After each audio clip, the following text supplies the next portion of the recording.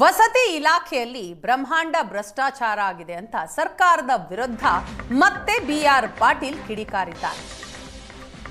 ವಸತಿ ಇಲಾಖೆಯಲ್ಲಿ ಬ್ರಹ್ಮಾಂಡ ಭ್ರಷ್ಟಾಚಾರ, ಮತ್ತೊಮ್ಮೆ ಸರ್ಕಾರದ ವಿರುದ್ಧ ಶಾಸಕ ಬಿಆರ್ ಪಾಟೀಲ್ ಕಿಡಿಕಾರಿದ್ದಾರೆ. ನಾನು ಏನೇ ಹೇಳಿದ್ರು ಸತ್ಯವನ್ನೇ ಹೇಳಿದ್ದೇನೆ.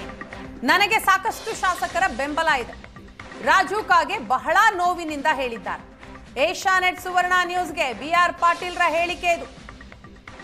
ರಾಜು ಕಾಗೆಗೆ ರಾಜೀನಾಮೆ ನೀಡುವಷ್ಟು ನೋವಾಗಿದೆ, ಬಹಳ ನೊಂದಿದ್ದಾರೆ. ಇನ್ನಷ್ಟು ಶಾಸಕರು ಸತ್ಯ ಹೇಳುವವರಿದ್ದಾರೆ. ಸಿಎಂ ಸಮಯ ಕೊಟ್ರೆ ಭೇಟಿಯಾಗುವೆ ಅಂತ ಹೇಳಿದ್ದಾರೆ ಬಿಆರ್ ಪಾಟೀಲ್.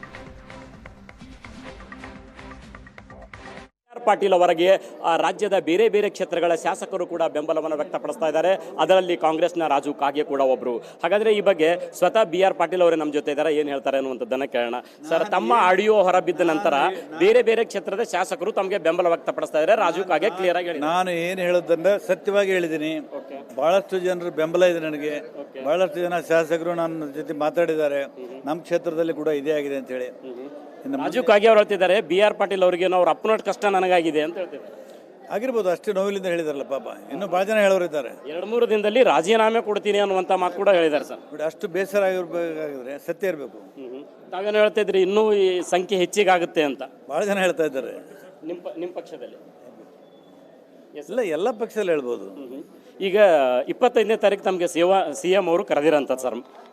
ಏನು ಯಾವಾಗ ಹೋಗ್ತಾ ಇದ್ದೀರಾ, ಏನು ಮಾತುಕತೆ? ಈಗ ನಾನೇನು ಮುಹೂರ್ತ ನೋಡಲ್ಲ.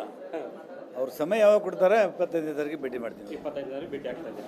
ಈಗ ನಿನ್ನೆ ಇನ್ನೊಂದು ವಿಚಾರ ಹೇಳಿದ್ರಿ, 17 ಕೋಟಿ ರೂಪಾಯಿ ತಮ್ಮ ಕ್ಷೇತ್ರಕ್ಕೆ ಬಂದಿರೋಂಥದ್ದು ತಮಗೆ ಗೊತ್ತಿರಲಾರ್ದೆ ಬಂದಿದೆ ಅಂತ. ಯಾವ ರೀತಿ, ಯಾಕಂತ ಈ ಥರ ಯಾಕೆ ಆಗ್ತಾ ಇದೆ ತಮ್ಮ ಮೇಲೆ ಪದೇ ಪದೇ? ಇದು ಯಾಕಾಯ್ತು ಇದೊಂದು ಅವ್ರು ಮಾಡಿದವ್ರು ಹೇಳಬೇಕು. ಅಲ್ಲ, ಇದ್ರ ಬಗ್ಗೆ ತಾವಾದರೂ ಕ್ವಶನ್ ಮಾಡ್ಬೋದಲ್ಲ ಅಂತ. ಕ್ವಶನ್ ಮೊನ್ನೆ ಗೊತ್ತಾಗಿದೆ ನನಗೆ. ಗೊತ್ತಾದಂತ ಆದರೂ ಆ ಇಲಾಖೆಯವ್ರಿಗೆ ಪ್ರಯತ್ನ ಮಾಡಿದ್ರ, ಸಚಿವರಿಗೆ ಮಾತಾಡೋಕೆ ಪ್ರಯತ್ನ ಮಾಡಿದ್ರ? ನಾನು ಕೇಳಿದೆ, ನನಗೆ ಗೊತ್ತಿಲ್ಲದೇನೆ ಗುದ್ಲಿ ಪೂಜೆ ಮಾಡಿರಿ ಅಂತ. ನಿಮ್ಮ ಕ್ಷೇತ್ರದಲ್ಲಿ ಆಗುವಂಥ ಬೆಳವಣಿಗೆಗಳ ಬಗ್ಗೆ ನೀವು ಭಾಗವಹಿಸುವಂಥದ್ದು ನಿಮ್ಮ ಹಕ್ಕದು. ನಿಮ್ಮ ಹಕ್ಕನ್ನೇ, ಶಾಸಕರ ಹಕ್ಕನ್ನೇ ಮೊಟಕುಗಳಂತ ಪ್ರಯತ್ನ ನಡೀತಾ ಇದೆಯಾ ಅಂತ ನೋಡಿ. ಕೆಲವು ಪ್ರಿವಿಲೇಜಸ್ ಇರ್ತವೆ, ಅದಕ್ಕೆ ನಾನು ಹಕ್ಕುಚ್ಯುತಿ ನೋಟಿಸ್ ಕೊಟ್ಟಿದ್ದೀನಿ. ಸ್ಪೀಕರ್ ಕೊಟ್ಟಿದ್ದೀನಿ. ನನಗೆ ಹಕ್ಕಿಗೆ ಚ್ಯುತಿಯಾಗಿದೆ ಅಂಥೇಳಿ ನಾನು ಪತ್ರ ಬರೆದಿದ್ದೀನಿ.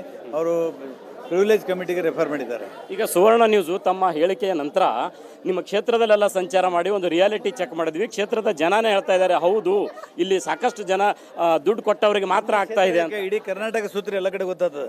ಇದು ಆಳಂದ ಶಾಸಕ ಬಿಆರ್ ಪಾಟೀಲ್ ಅವರ ಸ್ಪಷ್ಟವಾದಂತಹ ಮಾತು.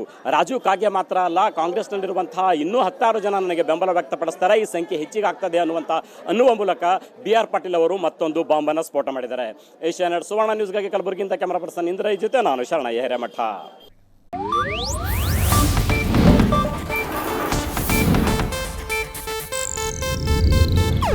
ಇದು ಏಷ್ಯಾನೆಟ್ ನ್ಯೂಸ್ ನೆಟ್ವರ್ಕ್ ಪ್ರಸ್ತುತಿ.